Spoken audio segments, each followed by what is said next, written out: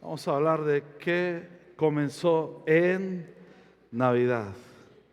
Nos quedan unas cuantas semanas, no son muchas las que ya nos quedan aquí. Este, ah, tu- durante, durante muchos años terminamos en este último culto unido, que es el día 18, si mal no recuerdo. Tendremos un solo servicio a las 9:15. A partir de las 9:15 nos reuniremos todas las sedes. No habrá reunión en sede norte. Solo estaremos aquí ese domingo. Por la mañana tendremos un tiempo especial. Celebraremos a Jesús, obviamente. Es nuestra principal razón y a veces hasta diría única. A veces nos ayudaría que fuera la única, pero es parte de estar ahí. Entonces, bueno.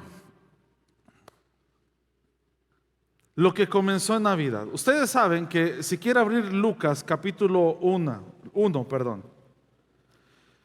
Los que tienen tiempo aquí en esta casa saben que este pasaje, Lucas 1 y 2, se ha convertido en un parámetro en muchos aspectos y por lo tanto muchas predicaciones.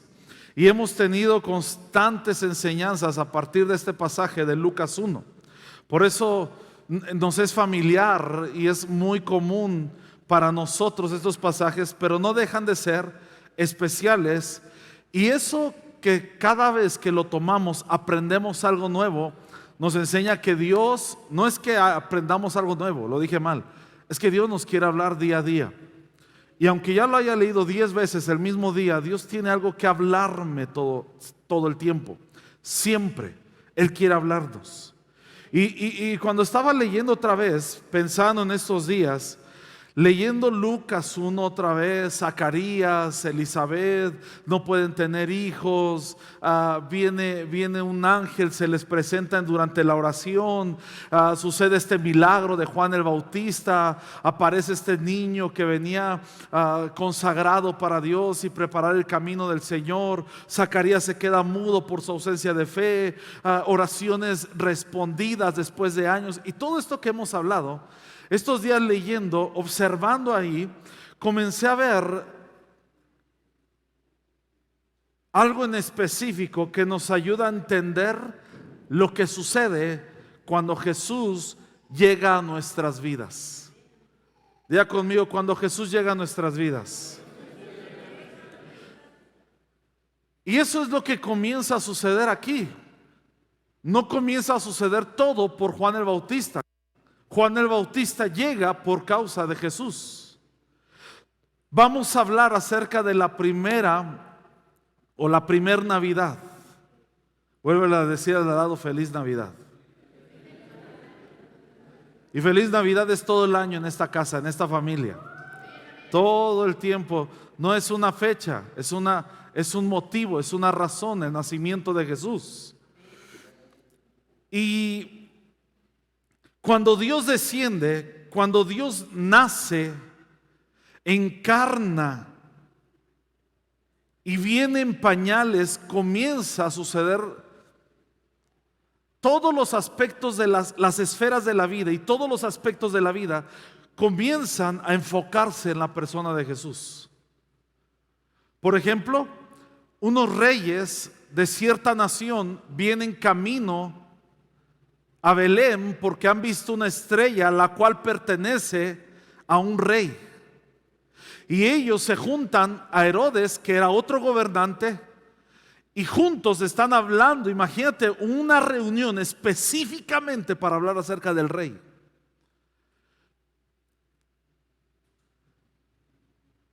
Unos pastores, que era la parte laboral, ven a unos ángeles, que es el cielo, que descienden una multitud de ángeles cantando. Yo creo que como ahorita que estábamos cantando todos juntos aquí, se escuchó algo igual, similar. Algunos más infernales y otros más celestiales, pero ángeles al final de cuentas, ¿verdad? Ángeles, reyes, gobernantes reunidos en la persona de Jesús. Una estrella Es decir, que la misma creación, las estrellas, el cielo, los ángeles, los reyes, los gobiernos, todo girando en torno de Jesús. Y de eso trata la Navidad. De hecho, de eso trata la vida, en torno de la persona de Jesús. Pero algo pasa. Todo se concentra, pero también comienzan a cambiar cosas. Dios comienza a mostrar y a revelar lo que estaba en su corazón y lo que por tantos siglos y siglos estuvo esperando mostrarlo a través de Jesús. El día en que Adán y Eva desobedecen a Dios, pecan delante de Dios, ese mismo momento se establece el primer parámetro. No es lo primero que se le ocurrió a Dios, ya estaba dicho, ya estaba planeado. Dios ya tenía el evangelio marcado y había establecido el parámetro de que era a través de Jesús, pero se revela la primera etapa cuando Dios muestra el evangelio a través de matar a un animal, y entonces viene esa piel, cubre a Adán y a Eva y se derrama esa sangre. Todo eso representando lo que iba a suceder en la cruz del Calvario. Jesús, como lo hemos cantado, muriendo por nuestros pecados, viviendo la vida que no podíamos vivir, pero también sufriendo el castigo que todos merecíamos recibir. Y entonces Jesús muere, es sepultado, resucita al tercer día y se levanta el cordero. El cordero que había sido inmolado ahora era el león que estaba rugiendo y declarando que Dios nunca pierde. Y eso es el evangelio. Todo comienza a cambiar. Todo comienza a suceder. Entonces, ¿qué podemos definir que es Navidad? Navidad es que Dios se hizo hombre. Navidad, vino a esta tierra, reacciona, vino a la tierra, Dios nace y Dios camina con nosotros, Dios camina entre nosotros y se queda entre nosotros. Por eso podemos tener vida y vida eterna. La vida eterna no es cuando vayamos al cielo. La vida eterna no es un momento cuando lleguemos allá, nos muramos y cuando allá se pase lista. No. La vida eterna ya comenzó. Ya comenzó. Y en Lucas vemos todo esto. Lucas 1. Y me voy a ir a los puntos. Punto número 1. O primer asunto que vemos cuando Jesús llega a nuestras vidas. Lo primero que encontramos es que Dios confía su favor. Cuando Dios viene, muestra su favor, nos confía su favor. Podemos llegar a pensar muchos temas en cuanto a esto, en cuanto al favor de Dios. Porque hay personas que llegan a pensar o a evaluar que cuando tenemos el favor de Dios no hay que vivir ninguna circunstancia adversa o que no hay problemas. Pero la Biblia nunca en ningún personaje encontramos que lo sugiera. No encontramos que Dios diga que quien tiene su favor no va a enfrentar problemas o circunstancias. Cuando tenemos su favor, cuando Dios nos muestra su favor, no significa ausencia de problemas. Hay muchos en la escritura que tenían el favor de Dios, pero también se encontraban en pruebas contrarias.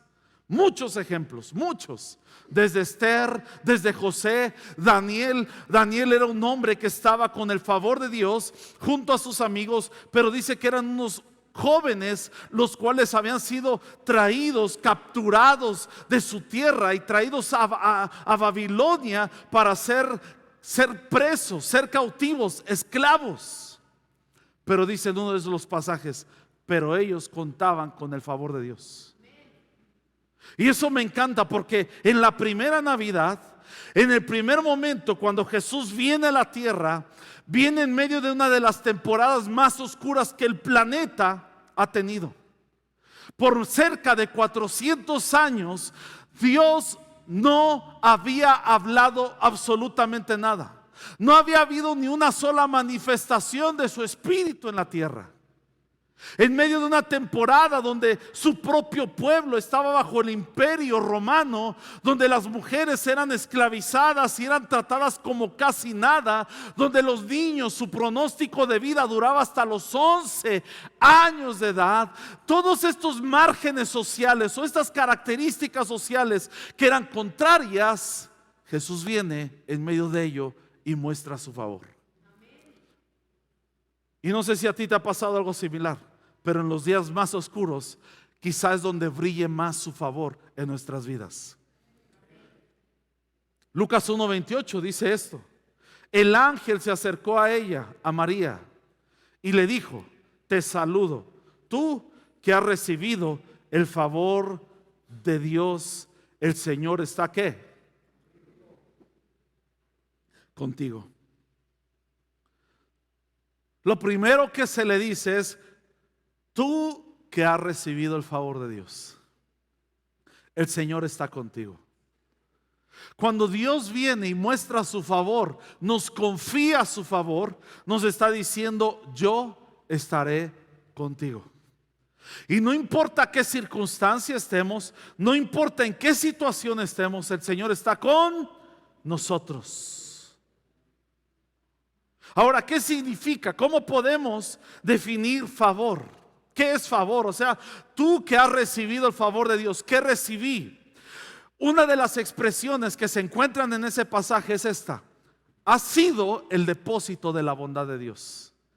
Ha sido seleccionado por Dios, elegido por Dios para ser el depósito de su favor. Su bondad, la bondad de Dios va a ser sobre ti revelada, mostrada, expresada, va a ser experimentada por ti, porque el Señor está contigo. Cuando Dios dice: tú has recibido el favor de Dios, es que su bondad, su amabilidad extrema, su bondad excesiva está puesta sobre ti. Y por más que le digas a Dios: no, por favor, Él ya te ha tomado como depósito de su favor. ¿Cuántos dicen gracias por ello? Claro que sí. Si reconocemos a Dios y su capacidad en nuestras vidas, su favor aumenta sobre nosotros. ¿Por qué? Porque cuando reconocemos que Él está con nosotros, sabemos que es por su favor. Su favor. Hay dos formas, lo hemos dicho, de vivir en la vida. Una es solo y en mis fuerzas, o en familia y con su favor. Hay dos formas de vivir la vida. Puedes hacerlo tú solo. Yo y mi familia y ya. No, eso es solo. Eso es tu familia sola y en sus fuerzas, o en la familia del Señor y por sus fuerzas. Y eso es el favor de Dios, que Dios ha tomado al desamparado, que Dios ha tomado al rebelde y lo ha puesto en una familia, lo ha incluido en un hogar, en una familia, y lo ha puesto ahí para que seamos depósitos de su favor. Por eso te incluyó en una familia. La iglesia no es el tema como nosotros lo asimilamos por nuestro contexto quizá histórico y religioso. Esto no es la iglesia. La iglesia a los ojos de Dios es su familia. Por eso caminamos en familia, tratamos en familia. Esta semana estuvimos orando varios de la familia por Karina y por su hija. Estuvimos orando por Lore, por Maru. Estuvimos orando por varios de esta casa, pidiendo el favor, la gracia del Señor sobre varios hijos, porque lo hacemos en familia. No peleamos solos, lo hacemos en familia.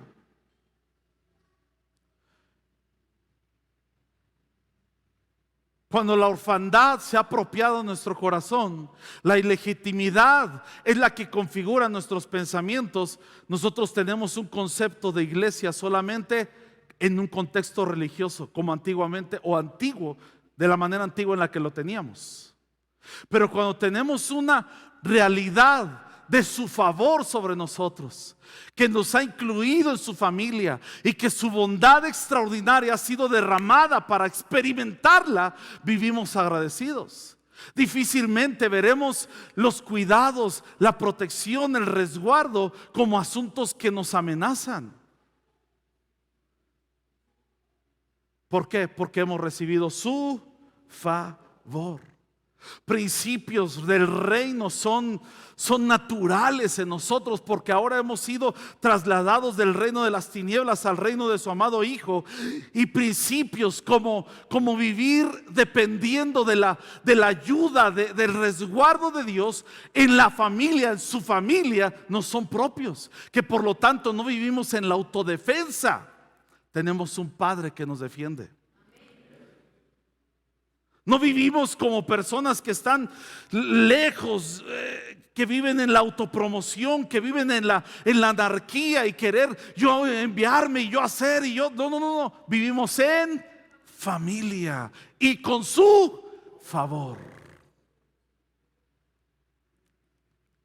Eso es parte de la familia. Y quiero ser claro, voy al otro extremo. Yo entiendo que bajo este principio, que es verdad, legítimo y divino, muchos han sido excesivos y han abusado de muchas personas. Lo entiendo perfectamente. Lo entiendo. Pero no porque algunos han abusado significa que lo vamos a dejar. Dios lo estableció. Y si el diablo ha querido destruir ese principio de vivir en familia y bajo su gracia, significa que tiene gran poder. Por eso quiere usurpar ese asunto y que tú y yo pensemos que es por nuestro propio caminar, nuestra propia fuerza o solos.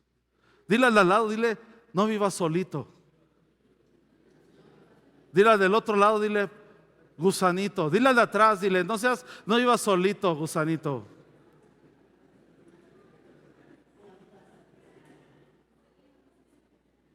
Caminamos juntos. Platicamos con algunas familias estas semanas, 2-3 semanas, hemos estado hablando con familias y nos ha gustado que muchas decisiones las han tomado en familia.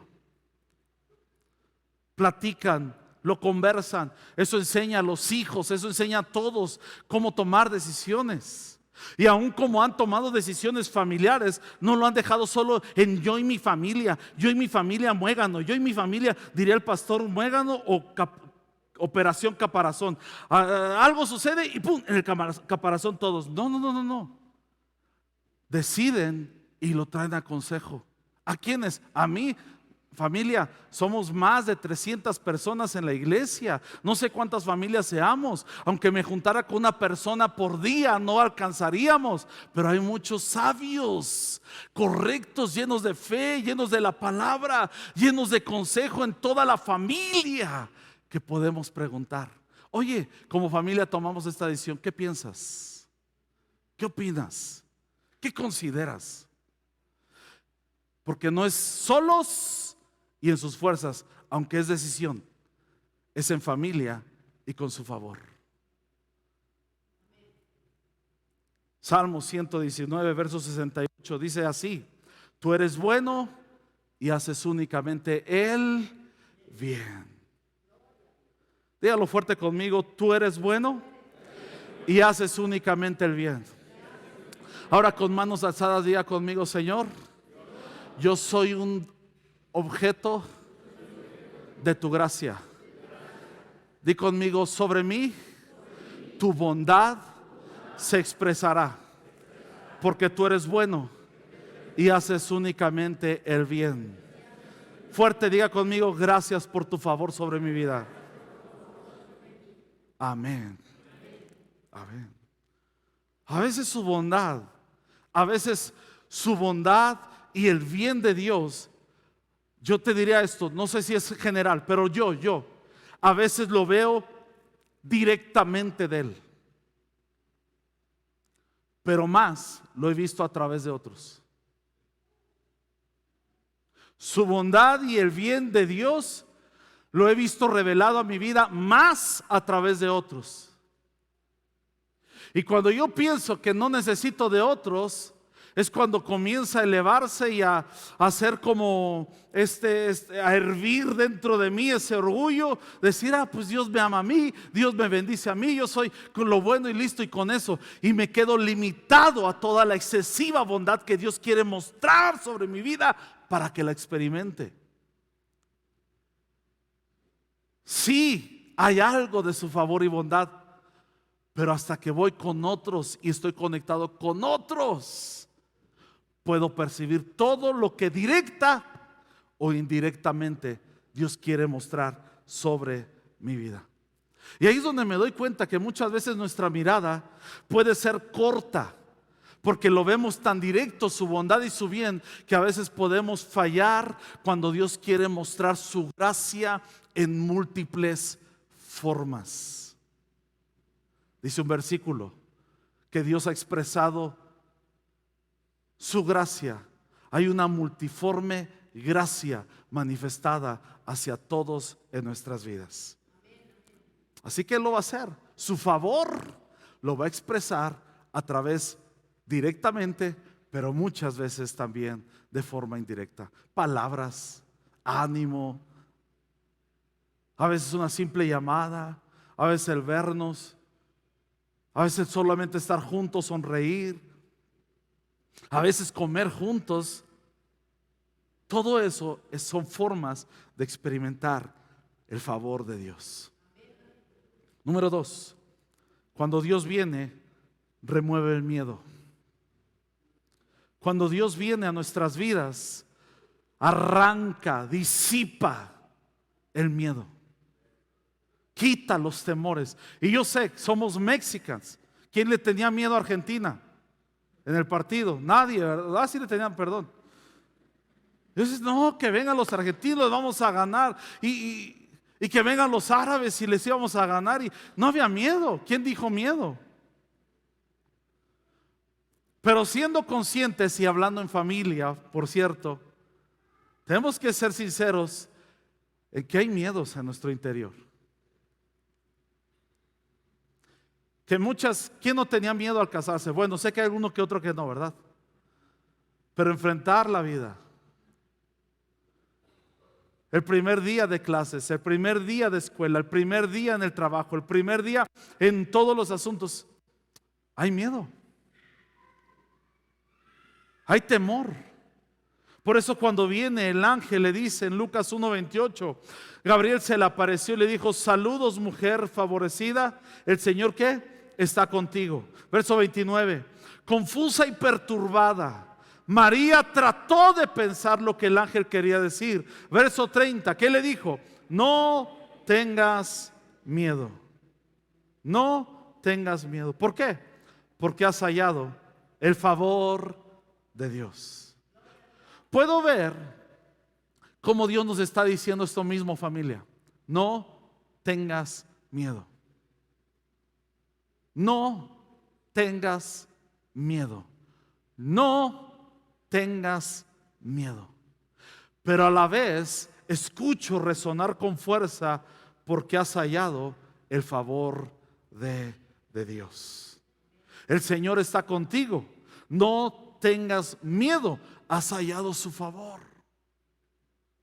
Todos los que han tenido temor esta semana, levante su mano y diga conmigo: Señor, arranca todo el miedo y cámbialo por la verdad de que tú estás conmigo.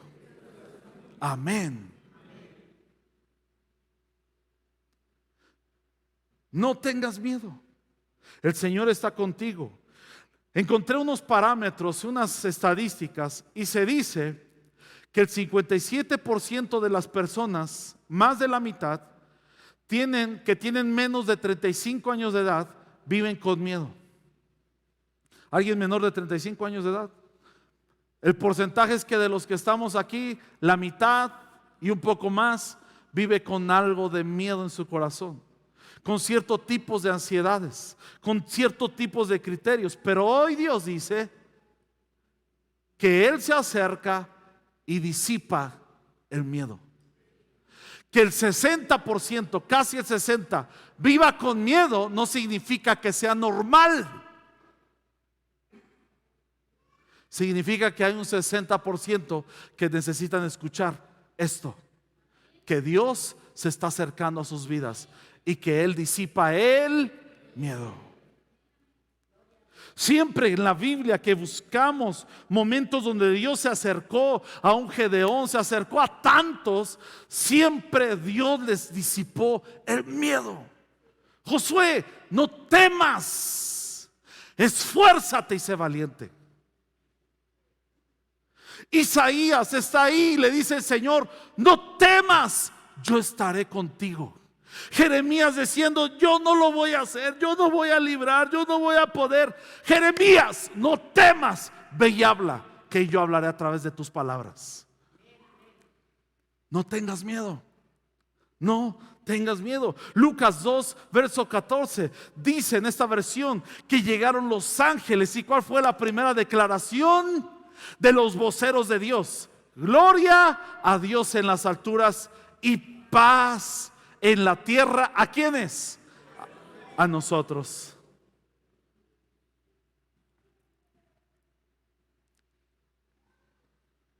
Los que gozan de su favor. Dios ha decidido que tengamos paz en lugar de miedo. Cuando Él dijo, no teman, estaré con ustedes, ¿cuál es la reacción? Paz en cada uno de nosotros, en cada una de ustedes, mujeres. En todos habría paz. Paz en todo momento. Paz para cada hombre. Paz para cada persona que lo acepta. Paz para cada persona que goza de su favor. No era paz en la tierra, era paz en los hombres. Paz en cada persona. ¿Me puedes ayudar, Julio, por favor? Siguiente. Cuando Dios viene, comienzan los milagros. Lo sobrenatural comienza a suceder. Lo imposible comienza a suceder. Lo que era imposible se vuelve razonable. Como que comienzas a decir, sí puede ser posible esto. Oye, como que esto creo que sí puede suceder. Los que decían, no, es que ya va a ser así tu diagnóstico, va a ser así tu condición, eso es de por vida. Dios viene a su vida y comienza a pensar, no, pero es que Dios no dice eso, Dios no ha hablado eso, Dios no murió por eso, por lo tanto no tiene por qué ser así mi vida. Y comienza a pensar poco a poco que es razonable lo que era antes imposible. Y a lo mejor es que de familia en familia en familia vivían las mismas circunstancias en temas de crisis financiera, en temas de crisis de salud, en cualquier tema matrimonial. Y tú dices, bueno, pues si ellos también, yo también debo vivirlo así. Pero cuando Dios viene, comienzan a suceder ¿qué? Milagros. Lucas 1:30 dice, no tengas miedo, María, le dijo el ángel, porque has hallado ¿qué? El favor de Dios. Verso 31. Concebirás y darás a luz un hijo y le pondrás por nombre ¿qué? Jesús. Hasta aquí no hay nada grandioso. No, sí, Jesús. No, porque es lo mismo que cuando llegaron con Zacarías y Elizabeth. Tendrán un hijo y le llamarán Juan. Ok. Pero vamos en el verso 34, dice María, aquí es el cómo sucederá. Pero ¿cómo sucederá o cómo podrá suceder esto? Le preguntó María al ángel, y aquí está el tema. Porque soy virgen. Soy virgen. Ahí está la posibilidad de un milagro. No entiendo cómo va a suceder. Señor ángel, ¿me pudiera explicar de qué manera va a suceder esto? Porque yo soy virgen. Aún no estoy casada, estoy comprometida. No puedo tener un hijo. ¿Cómo va a ser esto? ¿Me estás hablando espiritualmente? ¿Me estás hablando de qué manera? Necesito saber cómo sucederá esto. El ángel le contestó, el Espíritu Santo vendrá sobre ti y el poder del Altísimo te cubrirá con su sombra. Por lo tanto, el bebé que nacerá será, ¿qué clase de bebé? Santo, y será llamado Hijo de Dios. Digan conmigo, lo imposible se está anunciando. Nada se requería para tener un hijo y ponerle el nombre de Jesús. A lo mejor María hubiera dicho, pero es que yo quería ponerle un nombre como los que se ponen ahora, ¿no? No digo uno porque no voy a atinarle a alguien.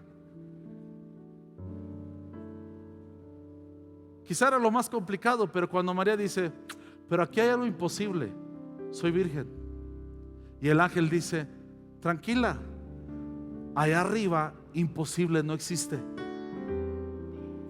Vendrá el Espíritu Santo sobre ti, su poder te cubrirá, y además lo que nacerá no será cualquier niño, será el Hijo de Dios. 36. Además, para que quede una referencia, María, tu pariente Elizabeth quedó embarazada en su vejez. Antes la gente decía que era estéril, pero ha concebido un hijo y ya está en su 6º mes de embarazo. Wow. Cuando Dios viene, milagros suceden. Cuando Dios viene, hay un sentido de lo que antes era, pero ahora es. Cuando Dios viene a nuestras vidas, las cosas que solían ser antes eran así, pero ahora están sucediendo de esta manera. Antes la gente, como dice aquí, antes la gente decía que no podía tener hijos. Decía que la gente era estéril, pero Dios le ha dado el tener un hijo.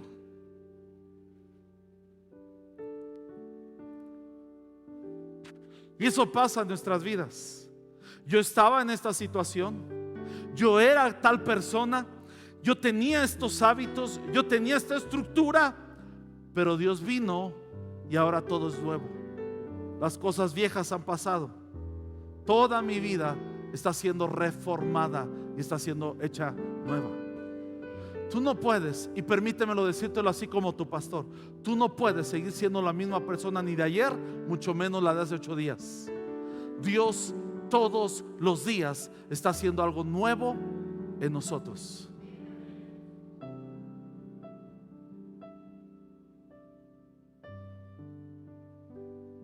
Muchas personas limitan a Dios, pero Él está moviéndose. Muchas personas están diciendo, no, es que no se va a poder, no se va a librar, no va a alcanzar. Pero Dios está diciendo, bueno, eso es lo que la gente dice, pero yo ahora estoy por moverme y comenzar a hacer milagros. Cuando comenzamos a ver a Dios, observamos su poder y todo comienza a cambiar. Nuestro Dios, familia, solo te recuerdo, es un Dios que hace lo imposible posible. Puedes levantar cualquiera de tus manos y decir conmigo, Señor, lo que antes era, lo que antes decía la gente, ahora ha cambiado, porque tú llegaste a mi vida. Y con mis manos levantadas te agradezco, te glorifico y te doy a ti gloria. Gracias por los milagros que has hecho hasta hoy. Pero también con manos levantadas doy gracias por todos los milagros que comenzarán a suceder a partir de hoy. En el nombre de Jesús. ¿Cuántos dicen amén? Amén.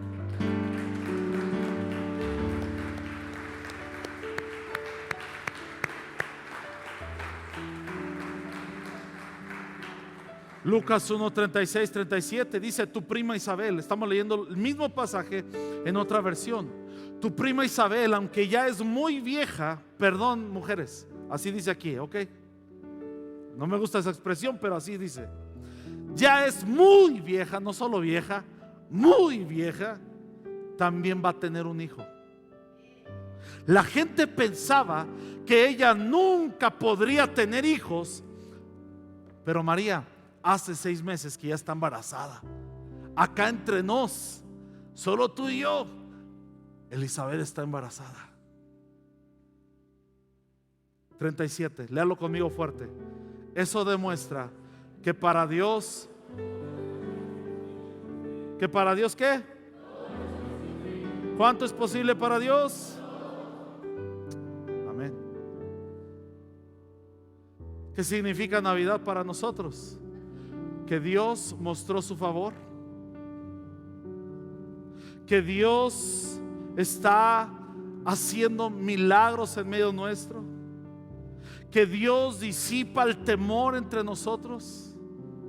Eso nos recuerda nada más la Navidad, algo que sucede todos los días cuando Dios se acerca.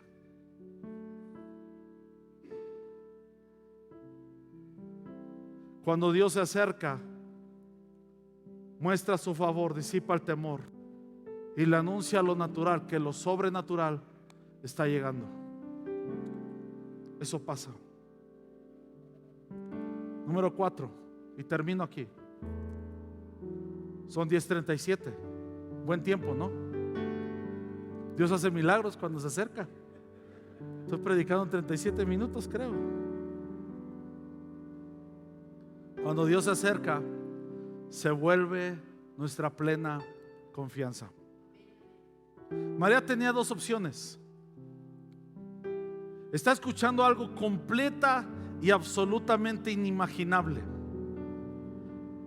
Le está diciendo el ángel: María ha sido seleccionada para tener el favor de Dios. A Dios miedo, viene paz. Pero soy virgen, no te preocupes, para Dios todo es posible o nada es imposible. Y como testimonio o señal, tu prima, tu pariente Elizabeth está embarazada. Entonces está María ahí y ella tiene dos opciones: confiar o no hacerlo. Decir, voy a depender totalmente de Dios o no. Porque María, dicen los historiadores, que estaba entre los 12 y 14 años de edad. Tú dices, ay, qué jovencita. En aquel tiempo era la edad en la que se comprometían y se casaban. De hecho, para esa edad ya los jóvenes que tenían una empresa familiar ya podían llevar toda la empresa ellos solos. José era carpintero. Quiere decir que él tenía una empresa donde era como sus padres y generaciones atrás manejaban la carpintería. Ahí no era como acá, familia, de que todos le quieren meter mano a la carpintería y todos le quieren hacer mecánica y todos, aunque la rieguen, la reguemos o lo dejemos mal, ya llamamos al experto. No, ahí si esa familia era carpintero, toda la familia eran carpinteros. ¿Y qué hacían? A muy temprana edad les enseñaban las escrituras. Y los hijos comenzaban a memorizar todos los días las escrituras. Cuando comenzaban a hablar, ellos no comenzaban a hablar diciendo coca. ¿Me explico? Ellos comenzaban a hablar pasajes bíblicos. Y entonces a la edad de los 8 años, 9 años, ellos entraban a la escuela que había en su turno. Y si yo era el maestro, venían los hijos y entonces les ponía una clase, pruebas, unos días, duraban unos cuantos días con él. Y entonces el maestro decía, este sí pone interés, este no, llévenselo. El que tiene interés, déjenlo. Y ahí hacía una preselección. El que no tenía interés se iba, no aprendía mucho en tema escolarizado y se regresaba a casa y le enseñaban el oficio familiar y cómo poder llevar la escuela. Y esas personas les iba bien, pero no crecían en lo demás que tenía que ver con la academia o la educación. Los que quedaban con el maestro los comenzaba a enseñar, a preparar, y luego había una prueba donde ellos tenían que demostrar que estaban ya maduros, cerca de los 11 y 12 años de edad. Y algunos pasaban esa prueba y decían los maestros, aceptado, lo hizo muy bien, tiene interés, tiene madera, y se los llevaban como sus discípulos. No eran discípulos antes de ello. ¿Habrá aquí discípulos? pasaban una prueba, después se convertían en discípulos, y esos muchachos iban y venían a casa dependiendo donde se estableciera el maestro, o si no se quedaban junto al maestro. El principal de los maestros de aquella época, entendemos todos que era Gamaliel, y era demasiado caro vivir estudiando con él. Pablo por eso refiere que tenía algo de educación. Así que los maestros principales como Gamaliel podían solo ser accesos a personas como Pablo, pero no un carpintero. ¿Me estoy explicando? Y estos jóvenes como José no pasaron ni la primera, ni la segunda, ninguna prueba. Se quedaron en la primera. Lo único que les quedaba era aprender el oficio, comenzar su empresa y casarse. Por eso se comprometió con María.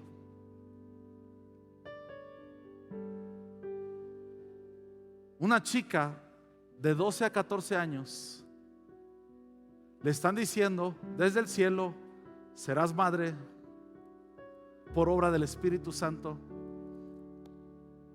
Corres el riesgo de que seas apedreada y muerta, porque van a pensar que esto es fornicación. Y eso ya no vuelve a pasar, papás. Ok, si llega un hijo, una hija, el Espíritu Santo, no, eso ya no vuelve a pasar.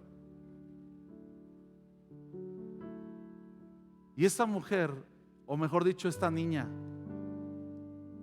tenía de dos: confiar o no confiar. Cuando Dios viene, o se vuelve nuestra plena confianza o no. Dice María: ¿cómo podrá suceder esto?, le preguntó el ángel a María. Soy virgen.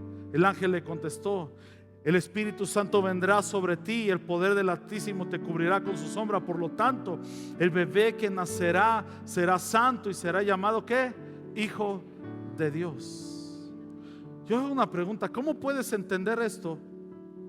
Que vendrá el Espíritu Santo sobre ti y al último tu hijo será el Hijo de Dios, cuando nunca ha sucedido. Si es la primera vez que sucede, ¿cómo lo explicas? ¿Cómo lo entiendes? ¿Cómo lo configuras? ¿Qué haces? O lo harías de esta pregunta: ¿qué haces cuando Dios se está acercando a tu vida y quiere hacer algo por primera vez que nunca ha sucedido? ¿Te niegas inmediatamente? ¿O dices, no, como no lo entiendo, mejor no lo hagas? Como no lo has explicado y mi mente, mi supermentalidad inteligente, impresionante, no puede comprender eso, por lo tanto no lo hago. ¿O sencillamente confías? La mente no tiene la capacidad de sostener un solo gramo de fe. El corazón sí.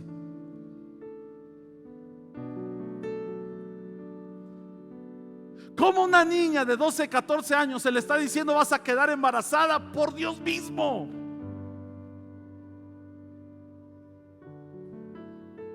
Solo le quedaban dos opciones: confiar o no confiar. ¿Qué decidió María? Lucas 1:38, lo leemos juntos. Dice: María respondió: soy la sierva del Señor, que se cumpla todo lo que has dicho acerca de mí.